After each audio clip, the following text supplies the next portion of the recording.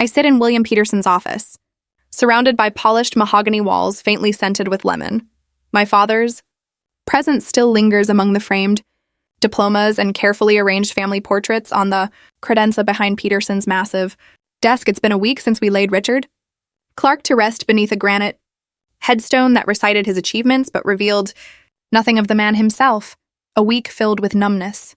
Casseroles from well-meaning neighbors, Eleanor accepting condolences with effortless poise, and Victoria documenting her mourning for social media. Peterson clears his throat and arranges the papers before him. As you know, Dr. Clark's estate is considerable, he begins. The total value is estimated at about $9.5 million, not including personal belongings and real estate holdings. My mother sits a little taller, pearl earrings catching the light. Her Chanel dress and flawless demeanor make grief look deliberate. Almost elegant, Eleanor, Peterson continues in his steady, practiced voice. You'll receive the primary residence and the investment portfolio established in 1992. Delivers it with the calm precision of someone who has handed out both fortune and heartbreak many times before. Victoria, you'll inherit the lakeside vacation home, along with the trust fund created for you on your 21st birthday. Victoria grips my hand lightly, her manicured nails pressing into my skin. A small performance of sisterly support. No doubt her followers will soon see a filtered, black and white post about it, a tender sister moment captured for sympathy and likes. Isabella, Peterson says, glancing up from the documents, a flicker of hesitation in his eyes. Your father left you the controlling interest in Clark Medical Technologies, along with most of his liquid assets. My breath catches. The room seems to tilt slightly. However, he adds, there's a condition. Of course. Our father never gave anything freely, not even at the end. The inheritance, Peterson continues, is conditional upon a verified paternity test. The words hit hard. My hands tremble against the leather armrests. My mouth goes dry as humiliation floods through me. There must be some mistake, Eleanor says smoothly, her voice filled with artificial concern. Victoria squeezes my hand again, her sympathy sounding rehearsed. Poor Bella, she murmurs. Daddy always had an odd sense of humor. Peterson removes his glasses, cleaning them with a monogrammed handkerchief. The instructions are explicit, he says. Miss Clark must provide DNA verification from an accredited lab. The results will be compared against family records already on file. Already on file. My voice sounds distant. Your father provided his own sample before his passing, Peterson replies. He was thorough. A memory surfaces. My 10th birthday. Victoria at the grand piano, father beaming with pride. Later, when I showed him my perfect report card, he barely looked at it. Books are easy, Isabella, he'd said. Real achievement takes something more. I had pushed myself harder after that. Earned scholarships, graduated summa cum laude, yet nothing ever seemed to be enough. Even in death, he found a way to measure and test me. Why? Was a lifetime of quiet rejection not sufficient? Did he need this final act of doubt? Part of me wants to walk away, refuse the test, and deny him this final control. But another part, the historian in me, the one who believes in facts, needs the truth. Evidence doesn't lie. People do. I'd like to speak with Mr. Peterson privately, I say, my voice steadier than I feel. Victoria laughs softly, the sound like delicate glass. Daddy loved his little jokes, Bella. We'll sort this out as a family. The word family feels hollow, a label I've never truly belonged to. Peterson's tone softens. Without the test, the inheritance defaults to a secondary plan. The funds will be divided between medical charities, Mrs. Clark, and Victoria. Eleanor and Victoria exchange quick glances. That silent communication perfected through years of charity luncheons and Sunday brunches, occasions I was rarely invited to. I can almost see them already planning how they'll spend the money, arranging trips where Victoria's followers can admire her tastefully staged grief. The legal terms are clear, Peterson concludes. Without verification, you forfeit the inheritance. The weight of it settles over me. This isn't just about money anymore. It was my father's final opportunity to disown me publicly, to confirm what he'd hinted at all my life, that I never truly belonged. Without the test, I lose everything, including the chance to understand why he would arrange such a final act of cruelty. How long will the testing take? I ask, focusing on logistics to keep emotion contained. 2 weeks for results? Perhaps less if I request priority, Eleanor says, brushing imaginary lint from her sleeve. William, can't we speed things up? She adds. The foundation gala is next month and the family should appear united. Victoria nods. I've already scheduled the villa renovation for 3 weeks from now. The contractor needs a large deposit. The door opens. And Margaret Wilson stands there, her practical, blazer and tidy bob a sharp contrast to my mother and sister's immaculate style. My colleague from the University Archives surveys the scene with a raised brow. I've been waiting an hour, she says, speaking only to me. You look like you need coffee and some air. The choice is clear. Stay within this circle of polished pretense and manipulation or leave with the one person who values truth over appearances, Margaret. Has no interest in villas or galas, only facts. So I rise, smoothing my skirt with steadier hands. Mr. Peterson, I'll call tomorrow to arrange the testing, I say. Margaret steps subtly between me and my family, a human barrier against their rehearsed tactics. Ms. Clark needs time to process, she says firmly. I'll drive her home, Victoria starts to argue, but Eleanor's hand on her arm stops her. They'll regroup, no doubt, over lunch at Eleanor's country club of 30 years. As Margaret leads me toward the exit, Peterson's voice follows. Isabella, for what it's worth, your father was complicated. I knew him for decades and never fully grasped his motives. I pause, one hand on the doorframe. I intend to find out the truth, I say quietly but resolutely. Whatever it costs.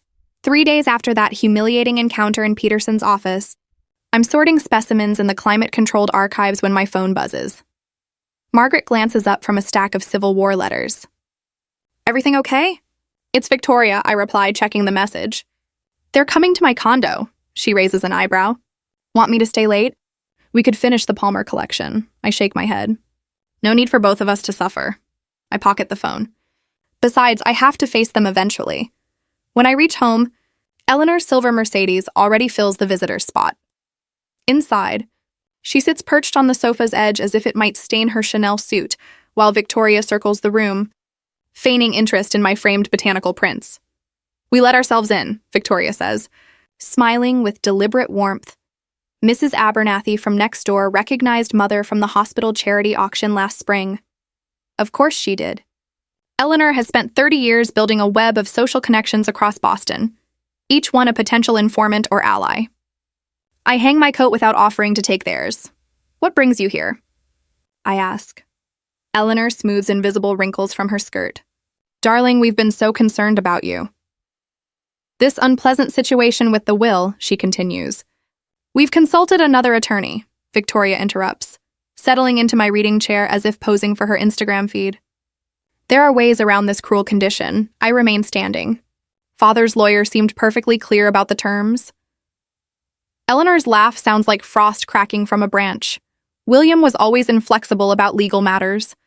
Richard was no different, forever insisting on documentation, verification, proof. What do you mean? I ask, hearing something significant in her tone. She sighs, fingers brushing the pearls at her throat.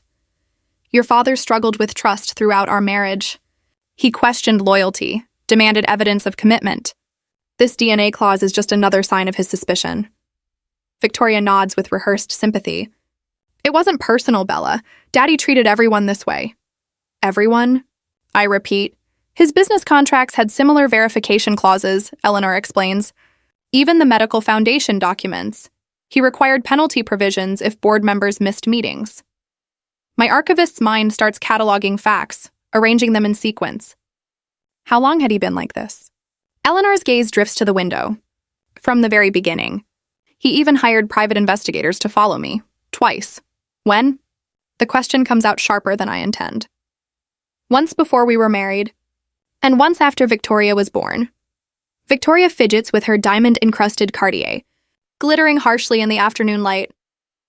Mother always handled it gracefully, she adds, unlike some of his colleagues' wives who caused scenes. A picture forms in my mind. Richard Clark, the celebrated surgeon, meticulously recording perceived slights and suspected betrayals all his life. Not just toward me, but toward everyone. The realization shifts something fundamental. His coldness wasn't personal. It was a system of constant doubt applied to everyone around him. The Christmas when I was 12, I say slowly, when Father gave everyone engraved watches but gave me a book on Greek mythology instead, was that part of the same pattern? Eleanor waves a dismissive hand. Richard had odd ideas about suitable gifts. The watches were for the hospital board. You're reading too much into old memories. But I recall the inscription in that book.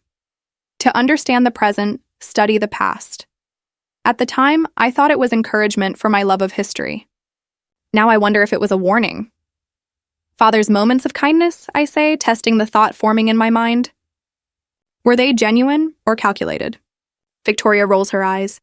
Bella, must you overanalyze everything? We're just trying to save you from embarrassment. My attention catches on her word choice. Public embarrassment? In Boston, word travels fast, Eleanor replies. If you go through with this test, people will talk. Questions will be raised that are better left alone. Old memories resurface, half-heard arguments between my parents about loyalty and proof. Father obsessing over Victoria's school records while barely glancing at mine despite my better grades. His detailed journals of board meetings, family events, even the weather. This test isn't about humiliating me, I say slowly, conviction growing. It's about revealing something else entirely.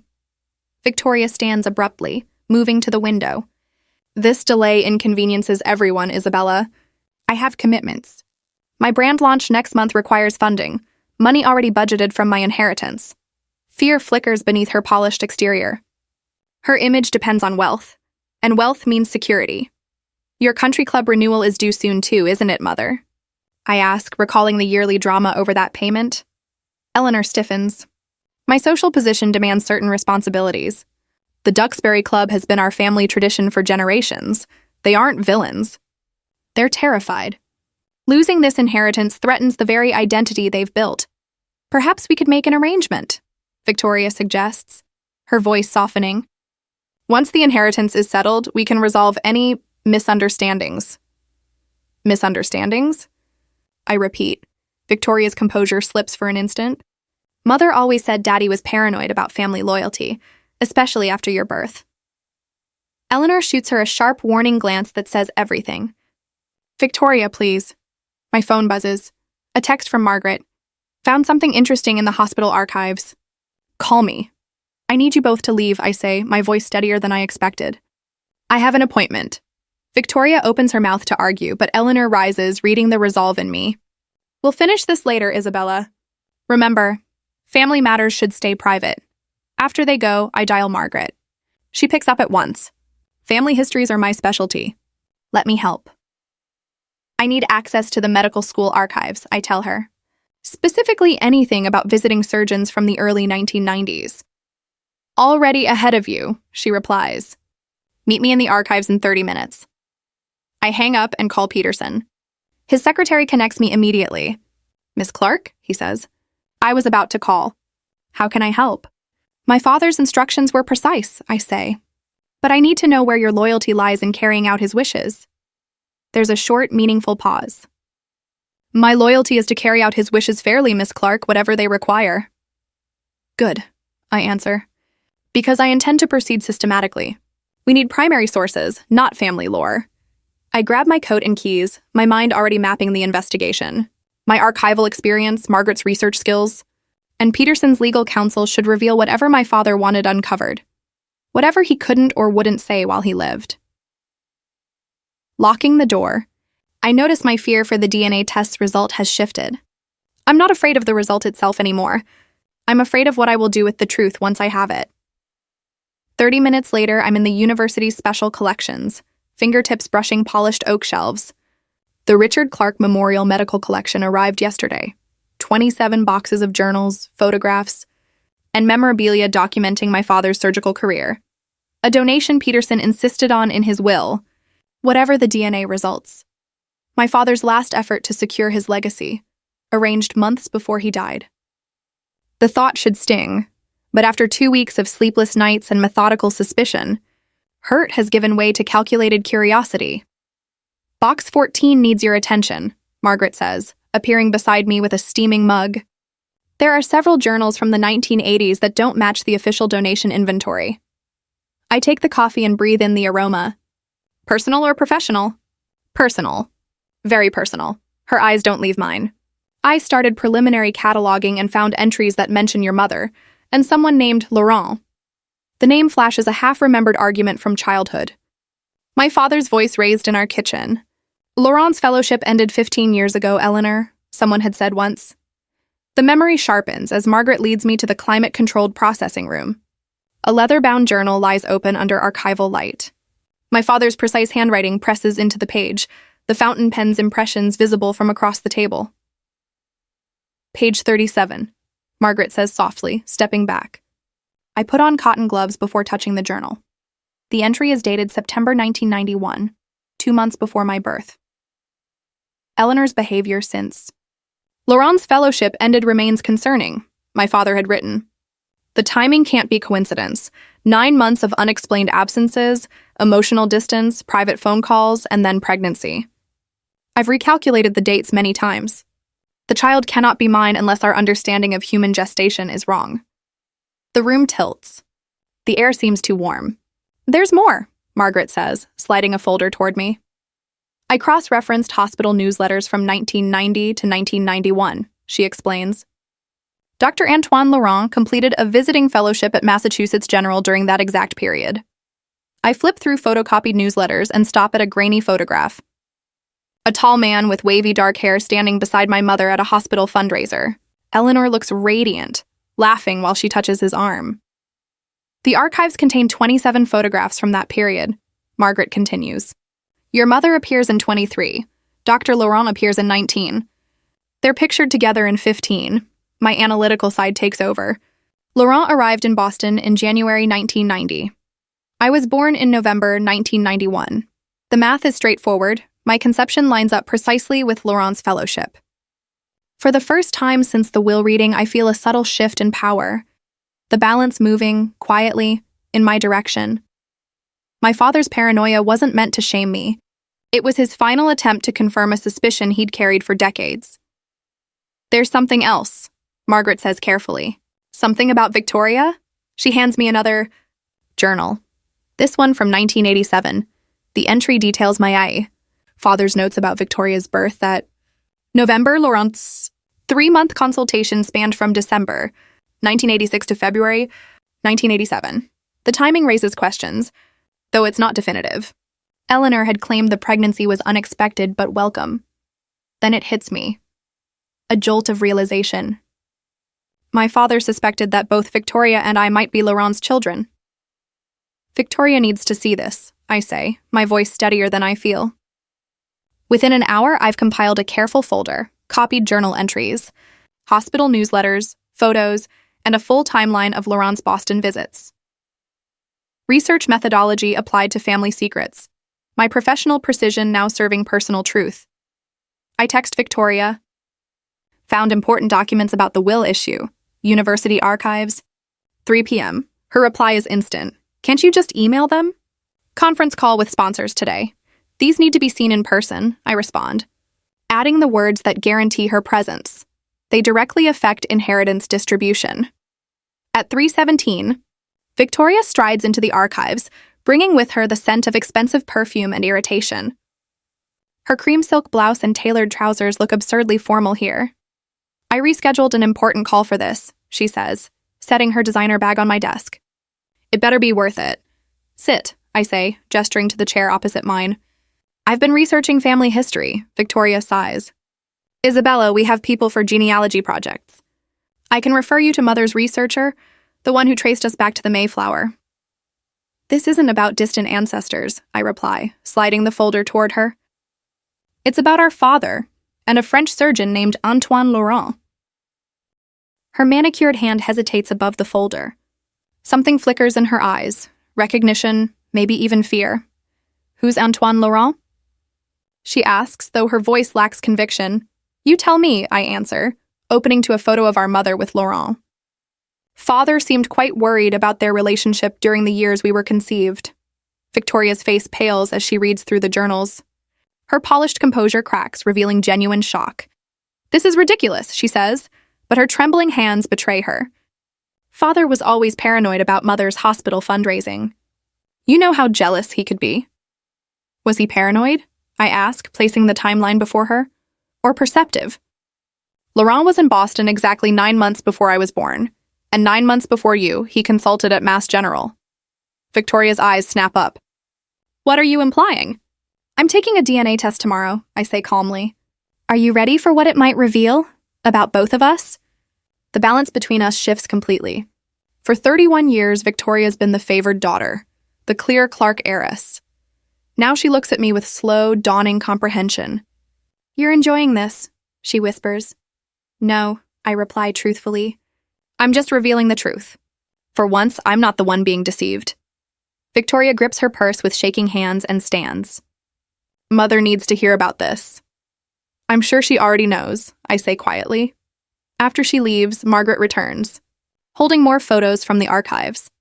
I found these in a separate donation. From the Hospital Historical Society, she explains. Events your father skipped, but your mother and Dr. Laurent attended. The photos show Eleanor and Laurent at gallery openings, charity galas, even a weekend medical retreat in Vermont. In every image, their body language suggests closeness, shared confidence and familiarity. My phone rings. Peterson's name flashes on the screen. Isabella, he says immediately. I've spoken to your father's old colleagues about the will. Several clearly remember Dr. Laurent. I wait, heart pounding. One comment stood out, Peterson continues.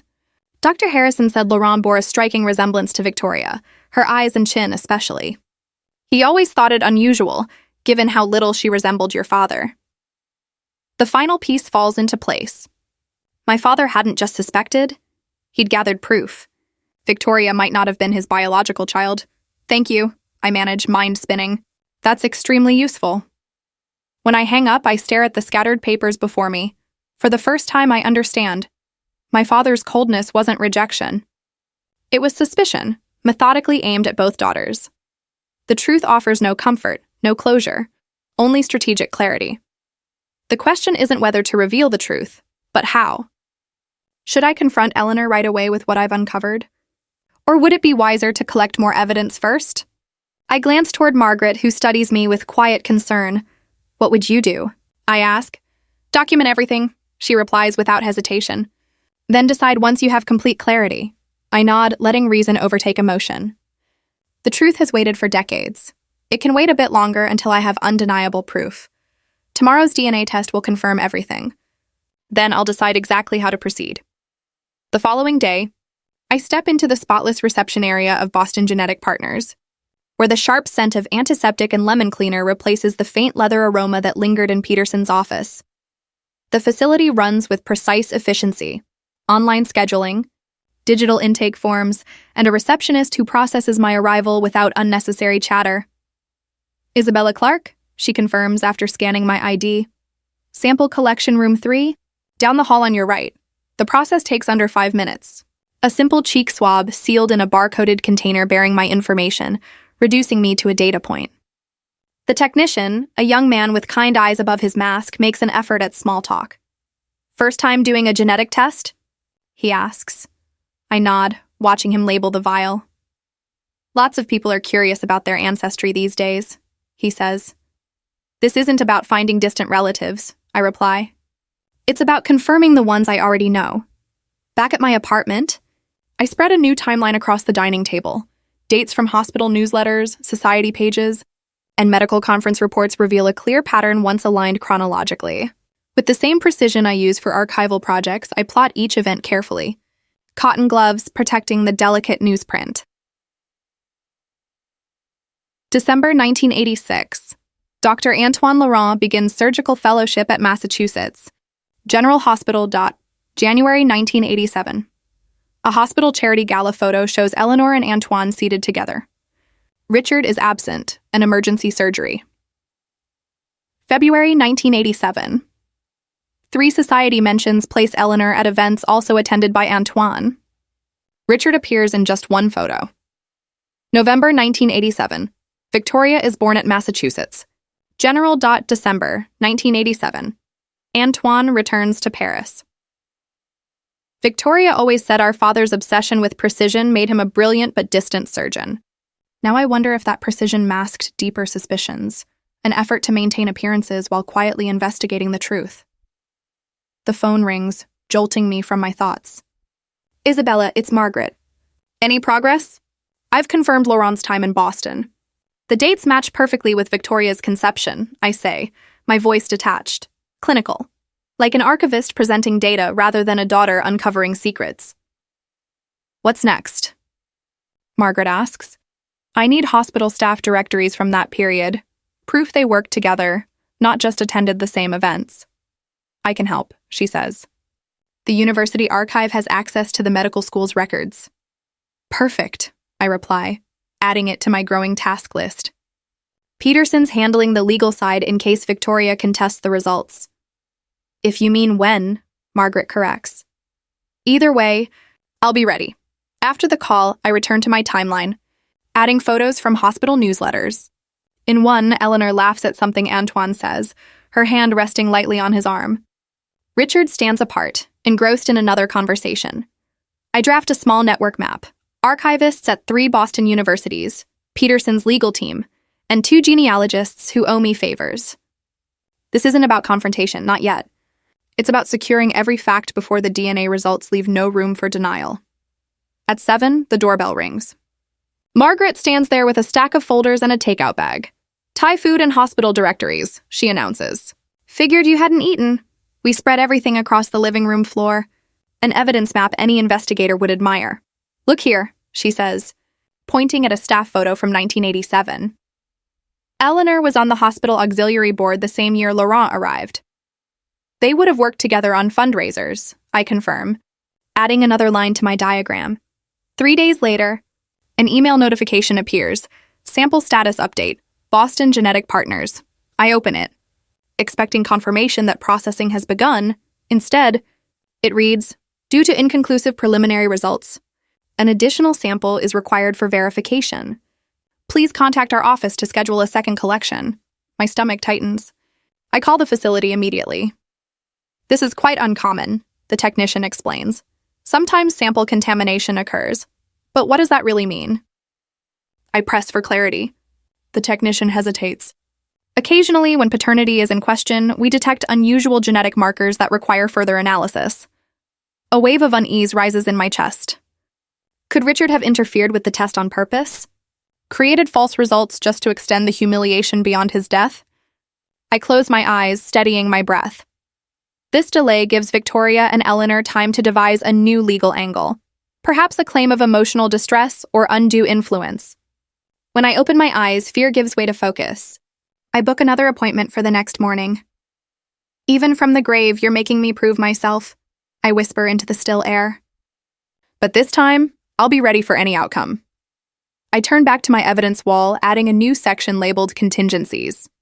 What if both Victoria and I share Antoine as our biological father? What if neither of us is truly Richard's child? Could the inconclusive results themselves hint at something Richard uncovered but never disclosed? I know speculation won't uncover the truth. Facts will, records, photos, timelines, and DNA. I need evidence before emotion, proof before confrontation. My gaze lingers on a photograph of Richard receiving a medical award, his face resolute even in triumph. I'll find your truth, I promise softly. Whatever it is. The following day, the second DNA test proceeds far more smoothly. No awkward exchanges with lab staff, no explanations about my motives.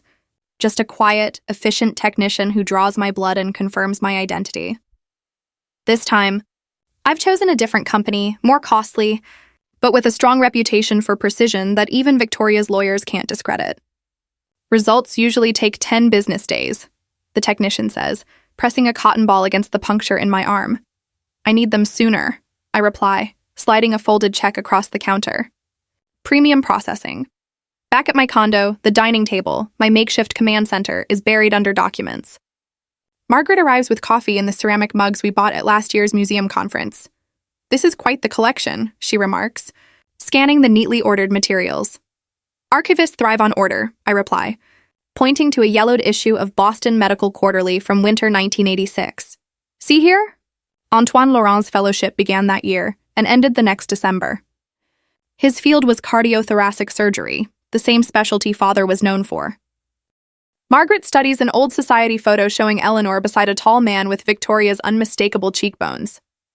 The resemblance is uncanny. Father must have noticed too.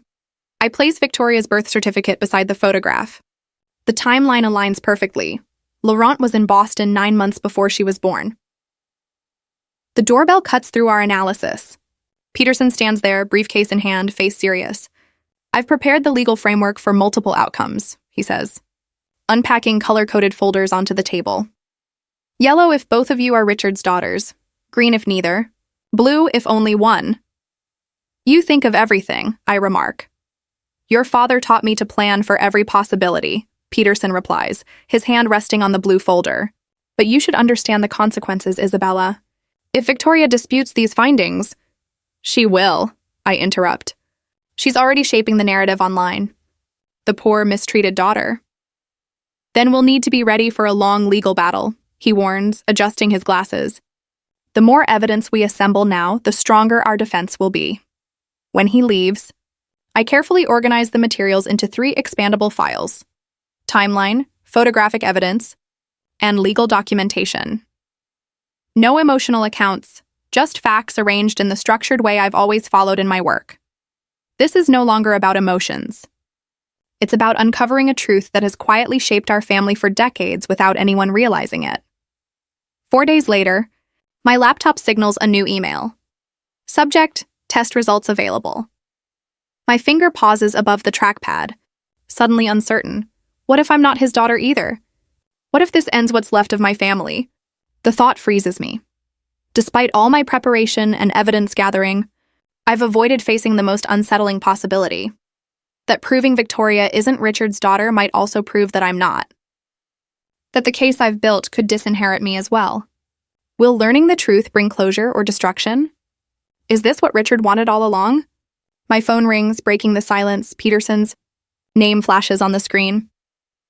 Victoria has requested an urgent meeting, he says. Immediately, she claims to have new information about the will. What kind of information?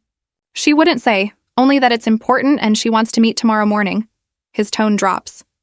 Isabella, have you opened your results yet? I was just about to. I look at the unopened email. Whatever they show, we need to be ready before the meeting, he adds. After ending the call, I take a steadying breath and open the email. The laboratory letterhead appears, filled with technical details about testing and verification. I skip past the methods until I reach the conclusion. Probability of paternity. 9.99% relief flows through me, making my knees momentarily weak. I am, in fact, Richard Clark's biological daughter. The truth I sought, and the confirmation I secretly longed for, stands clearly in black and white. Then I notice a second attachment. Supplemental report. I open it, eyes widening as I read. The lab discovered something unusual within the genetic markers. I text Margaret. I need 3 folders ready for tomorrow's meeting, blue ones, labeled clearly. I download the reports, saving the files carefully. No shaking, no panic, just calm determination. At last, I hold everything needed to uncover the long-hidden truth. Tomorrow, in Peterson's office, everything will be revealed. That night, I scroll through Victoria's Instagram again, my 3rd time today, watching her public narrative unfold. Her latest post shows her beside our father's grave, black polished nails resting dramatically on the granite. The caption reads, "When family betrayal cuts deeper than grief, some secrets should stay buried." Family, betrayal, truth hurts, healing journey. The comments overflow with sympathy. Stay strong. V, sending love through this difficult time. Victoria has curated her image perfectly, the mourning daughter now enduring new emotional wounds. My phone buzzes with a message from Margaret. Boston Globe Society page just contacted the archive asking about you. Reporter named Harriet Winters. My stomach tightens. Victoria has taken this beyond social media. The society pages where our mother has long maintained connections now pose a more serious threat. I check Harriet's recent work. Charity events, museum galas, and the occasional discreet scandal among Boston's elite. The Clark family would make an ideal Sunday feature. Then the phone rings. Again. Eleanor. Isabella. Her voice trembles between anger and sorrow. Whatever. You think you found? You'll destroy this family if you expose it? I stare through the rain-streaked kitchen window. I didn't contact the Globe mother. Victoria did. She's defending herself. Can you blame her? She says sharply. You've been digging through Richard's files, making accusations. I haven't accused anyone, I reply carefully. I only followed Father's instructions. I took the DNA test he required in his will. These tests are often inaccurate. Eleanor's tone hardens. Victoria spoke with Dr. Greenwald at Memorial Hospital. He warned that DNA testing can produce false results. Naturally, Victoria has medical contacts. She's built her influencer platform in part through sponsored posts for wellness brands and medical spas. The results aren't wrong, Mother. A long silence hangs between us. When Eleanor speaks again, her voice is brittle the way it becomes when she's trapped. Victoria intends to challenge the will, no matter what your test shows. Her lawyer says the process could take years. Is that what you want? For us all to be pulled into court while outsiders rifle through our family history? The threat lands exactly where Victoria planned. My professional standing depends on discretion and accurate historic records. A public lawsuit would destroy what I've worked for. Consider what Richard would have wanted. Eleanor presses the point. He put the family name above everything. That's where she is mistaken. Father valued truth above all, even when it hurt. I hear his voice from a rare moment of connection at my college graduation. History isn't what people wish happened, Isabella. It's what actually occurred, convenient or not. I'll see you tomorrow at Peterson's office, I say, ending the call before Eleanor can reply. Minutes later, my phone pings. Victoria has posted again, a black and white photo of herself gazing into the camera, staged tear streaks on her cheeks. The caption reads, "When apparent psychological abuse continues even after death, some wills become weapons. Toxic family. Healing from narcissistic abuse. My truth journey." She's reshaping the story, casting herself as our father's psychological victim rather than accepting the DNA findings. Her followers react with anger on her behalf. No one should weaponize a will against their children. Stay strong, beautiful soul. Margaret shows up at my door carrying takeout tie and determination. I brought backup, she says, nodding to William Peterson approaching behind her with a briefcase. Sorry for dropping in, Peterson says. Rain drums his wool overcoat. Victoria's lawyer reached out about filing preliminary objections to the will. We lay documents across my dining table while Margaret sets out the food. Peterson produces the legal filings. Victoria's counsel has drafted a thick bundle of procedural claims and demands for more testing. They assert Richard lacked capacity when he added the DNA clause.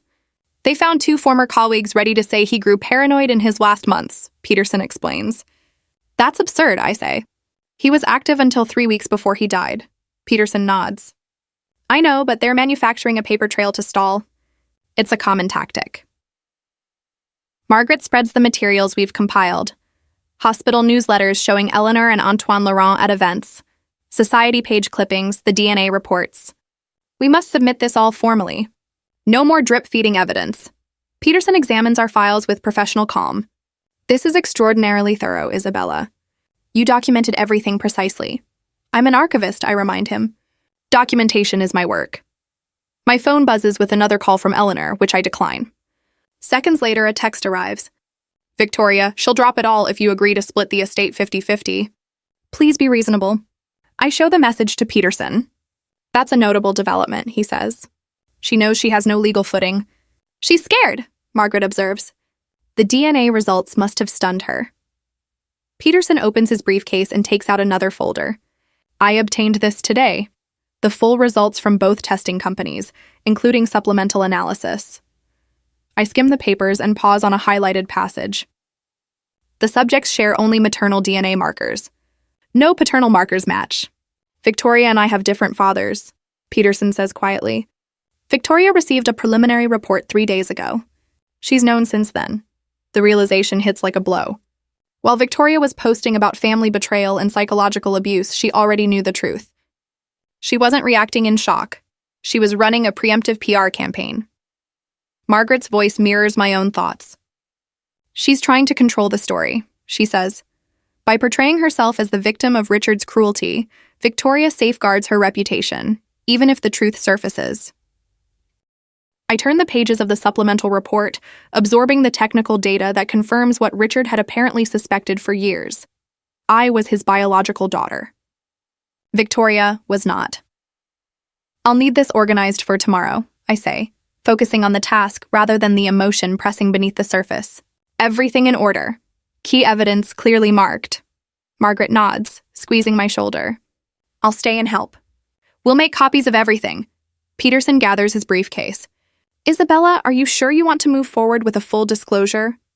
Victoria has made it clear she intends to fight this publicly. I picture Victoria's carefully staged Instagram posts, the society gossip columns ready to pounce, and Eleanor's frantic efforts to maintain appearances. For 31 years, I've lived under the shadow of their constructed illusion. I'm not coming to debate, I tell Peterson. I'm coming with proof no one can deny. After he leaves, Margaret and I work late into the night, arranging papers, highlighting sections, creating a timeline connecting Eleanor's affair with Antoine Laurent to Victoria's birth. Every document fits neatly, more like historical record than family lore. You know what upsets me most? I ask, closing the final folder. It's not that Victoria isn't Richard's daughter. It's that they knew, or at least suspected all along. Every time they made me feel like an outsider, it was their own guilt they were projecting. Margaret pauses mid-label. Tomorrow you take back your story. The real one, not theirs.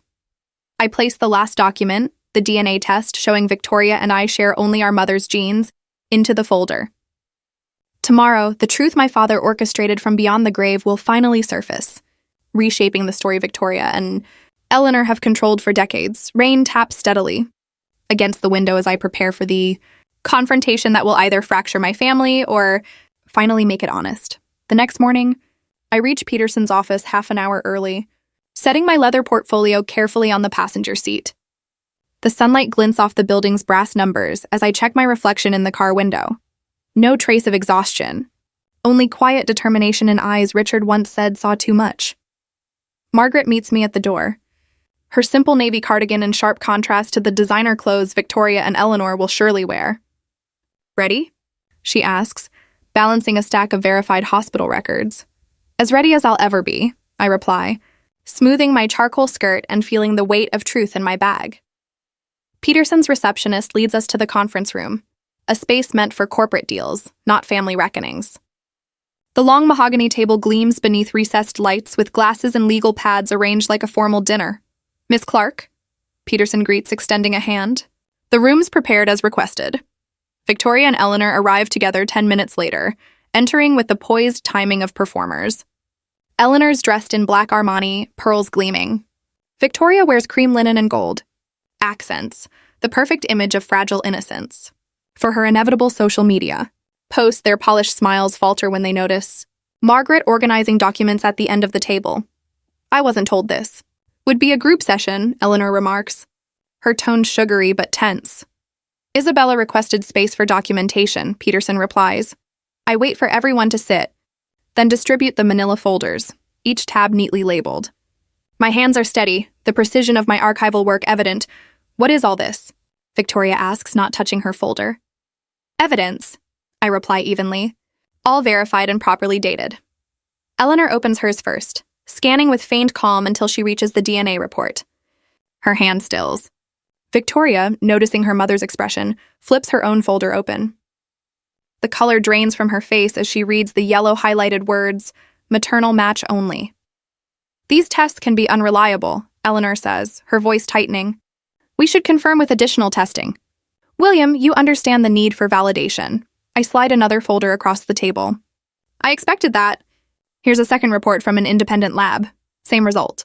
Peterson clears his throat. I've reviewed both. They're scientifically consistent and legally admissible. Victoria snaps her folder shut.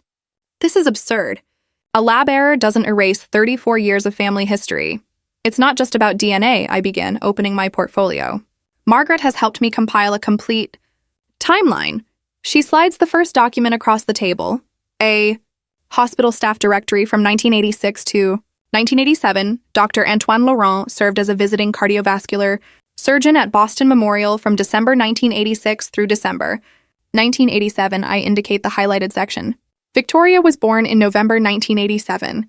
exactly 9 months after the hospital gala that took place in February. Eleanor's hand trembles slightly as she reaches for her glass of water. The DNA results confirm that Victoria and I share the same mother but have different fathers. I continue, keeping my tone steady. I am Richard Clark's biological daughter. Victoria is not. Margaret places an old hospital newsletter on the table. The front page shows Eleanor laughing beside a tall man with a chin dimple identical to Victoria's. In the background, Richard stands watching. December 17th, 1986, Margaret notes. The caption identifies Dr. Laurent and Mrs. Clark as co-chairs of the holiday fundraising committee. Victoria's calm demeanor finally cracks. You've been preparing this humiliation from the start, just like Richard. I meet her gaze evenly. All I wanted was the truth. Father did too. Apparently, he found it. Eleanor spreads her hands flat on the table as if steadying herself. Richard and I were struggling, she admits softly. He was rarely home and the practice consumed him. Mother, please. Victoria gasps, but Eleanor continues. Antoine was kind when Richard was distant. It was brief, only a few months before Antoine returned to France. Peterson adjusts his glasses, visibly uneasy with the confession. The legal implications are clear, he says. The will specifically requires biological relation to Richard Clark for inheritance of the controlling interest and assets. His assistant, who has been quietly taking notes, glances up with visible curiosity. The second assistant near the door fails to hide her surprise. Victoria's hands tremble, her polished public image faltering under the weight of truth. This can't be real. My whole life has been a lie. I didn't create the situation, I say quietly. I only revealed what was hidden. Eleanor reaches for Victoria's hand. Richard suspected, but never confirmed. He cared for you, Victoria, in his own way. Not enough to leave me his company, Victoria replies bitterly. Not enough to see me as his own when I wasn't. Perfect. The realization of Richard's emotional distance from Victoria and the quiet favoritism he showed me fills the room like a tangible weight. Peterson scans the legal documents. According to the terms of the will, Isabella is the sole heir to Clark Medical Technologies and the designated assets. Victoria pushes her chair back, mascara streaking her cheeks. So that's it? 35 years of being Richard Clark's daughter, gone because of a DNA test? The triumph I once expected feels hollow as I watch my sister's life unravel. Not from my choices, but from decisions made long before either of us existed. It doesn't have to end like this, I say unexpectedly. The will defines what I inherit, not what I do with it. Peterson looks up, surprised. Isabella? I'd like to create a trust for Victoria, I continue. There's no legal requirement, but there's a moral one. We're still family, at least half-sisters. Victoria studies me, torn between doubt and fragile hope.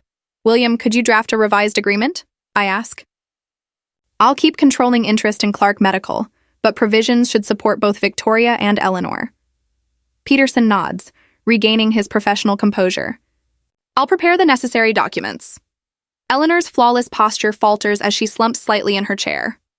Why would you do this, Isabella? After all this? I collect the DNA reports and slide them back into my folder with care. Because Richard Clark's final lesson wasn't about DNA or inheritance, I say quietly. It was about understanding the difference between legal family and chosen family. I close the portfolio. I've decided to rise above his example. Victoria wipes her tears with unsteady hands. I don't understand you, Bella. For the first time, I see my sister not as the golden child or social media icon, but as someone equally hurt by Richard's manipulation. You don't need to understand me, I reply. Just know that some bonds run deeper than DNA or paperwork. Peterson starts outlining the terms of a new agreement. While Margaret quietly gathers the hospital newsletters and photos, evidence no longer needed now that truth has replaced suspicion. The weight of Richard's final game finally lifts from my shoulders. In trying to control us from beyond the grave, he unknowingly gave me something else, the freedom to define family on my own terms. A year later, I stand in what was once my father's office at Clark Medical Technologies, 1 month after the DNA revelation turned our world inside out. The mahogany desk, smaller than Peterson's but still imposing, now holds my papers instead of Richard's. Through the tall windows, Boston stretches out before me, autumn coloring the landscape in fiery reds and golds. Miss Clark? My assistant knocks softly. The board members are waiting. A year ago, those same people barely noticed me at foundation events. Now they look to me for approval on quarterly projections. The irony isn't lost on me. Tell them 5 minutes, I say, closing a folder with Victoria's latest email, brief but free from the manipulative tone I once knew too well. She left Boston 3 weeks after everything came to light. Her Instagram went silent, then reappeared with polished California sunsets. No family photos. No Clark legacy. Just Victoria starting over 3,000 miles from the truth. Eleanor sold the main house within 2 weeks, moving into a small Beacon Hill condo that could fit inside the old foyer. Our weekly lunches are still awkward, filled with small talk and hesitant efforts at connection. Yesterday, she mentioned Antoine's name without flinching. Progress, perhaps. Need help sorting those? Margaret asks from the doorway, nodding at the box of personal items I've avoided. What would the archivists say if they knew I was procrastinating? I joke weakly. She smiles, pulling up a chair. They'd say personal archives are the hardest to organize objectively. Together, we sift through Richard's private belongings. Photos, conference badges, handwritten notes in the margins of research papers. Margaret pauses, holding up a folder labeled Family Records, Confidential. Isabella, look at this. Inside are medical records spanning 30 years. Genetic tests Richard took long before we knew DNA testing existed. He knew, I whisper. He confirmed it decades ago. And still kept you both close, Margaret says quietly. That means something, doesn't it? The realization settles in. I spent years chasing validation from a man who already knew the truth. The thought is bitter, yet strangely freeing. He could have spared us all this, I murmur. Or maybe this was his way of forcing honesty into the open, she replies. You, of all people, know how buried truths always surface. 6 months later, I stand before the Clark Medical Technologies executive team, presenting new projections with a confidence I never had before. My father's awards, once dominating this boardroom, now hang in the medical school lobby, with Eleanor's approval. I kept only one photo. Richard holding me as a baby. His face unreadable, his grip protective. The company thrives under my leadership, stock prices rising steadily. The same board members who once ignored me now listen closely. The transition wasn't smooth. 2 resigned at first, but the rest eventually saw what Richard must have seen.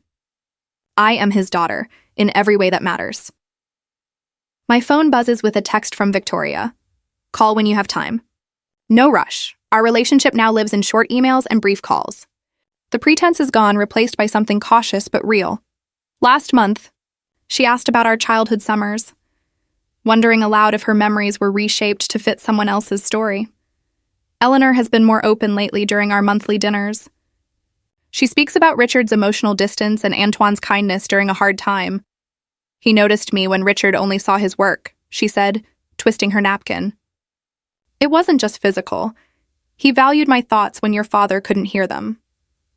Last quarter, I established the Laurent Medical Scholarship for French exchange students, a quiet recognition of complicated truths. Victoria called after the press release, her voice softer than I'd heard in years. Thank you, she said, for not erasing him. 2 years after Richard's death, I stand alone at his grave, the morning mist curling around the granite headstone. The cemetery is still except for distant traffic and birdsong. I lay white lilies against the stone, their scent sweet in the cool air. You thought this would destroy us, I whisper. But it made us build something real instead. Next week, the Clark Family Foundation launches. Its mission, supporting children separated from their biological parents. Eleanor will serve as honorary chair, her idea, surprisingly. Victoria designed the website from California. Our relationships aren't fully healed, but the foundation gives us neutral ground to start again. Family is more than biology. I rehearse my opening line. It's truth, even when it hurts. It's choosing connection when lies would be easier. A breeze stirs the cemetery trees, golden leaves spiraling to the ground. I trace my father's engraved name, feeling neither the anger from Peterson's office nor the vindication from the DNA revelation. What I feel instead is gratitude. You gave me a gift, Father, I whisper. Freedom from pretense, and the chance to build something genuine. As I walk back to my car, I realize the most valuable inheritance wasn't the company shares or the money. Sometimes the greatest inheritance isn't written in a will. It's the truth that sets you free.